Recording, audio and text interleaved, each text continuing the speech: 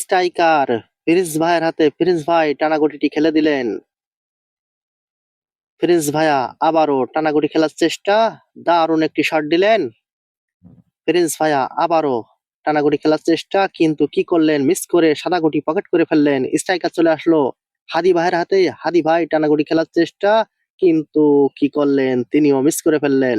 এবার স্ট্রাইকার চলে আসলো সুদীপ দাদার হাতে। সুদীপ্ত দাদা এবং তার পার্টনার হচ্ছেন প্রিন্স, পারলেন না। রাকিব ভাইয়া এবং তার পার্টনার হচ্ছেন হাদি ভাইয়া। রাকিব ভাইয়া ব্যাচটি ইজি খেলার চেষ্টা, দারুণ ভাবে ব্যাচটি খেলে কমপ্লিট করলেন। খেলা হচ্ছে খুলনা। আবারও টাচে খেলার চেষ্টা, দারুণ একটি শট দিলেন, কিন্তু ব্যাড লাক, গুটিটি বিটের নিচেই বসে গেল।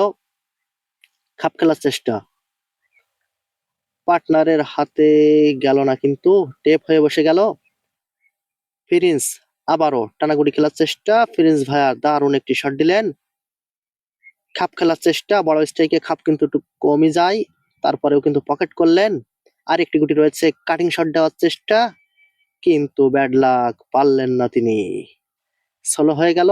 স্ট্রাইকার চলে আসলো এবার হাদি ভাইয়ের হাতে। হাদি ভাই দারুণ একটি শট দিলেন। আবারও লং শটে খেলার চেষ্টা, চমৎকার ভাবে খেলে দিলেন। আর কিন্তু একটি গুটি রয়েছে, এখানে ঝড় দেওয়ার চেষ্টা। ওয়াও, ঝড় দিয়ে কিন্তু কালো গুটি বেয়াতি করে দিলেন।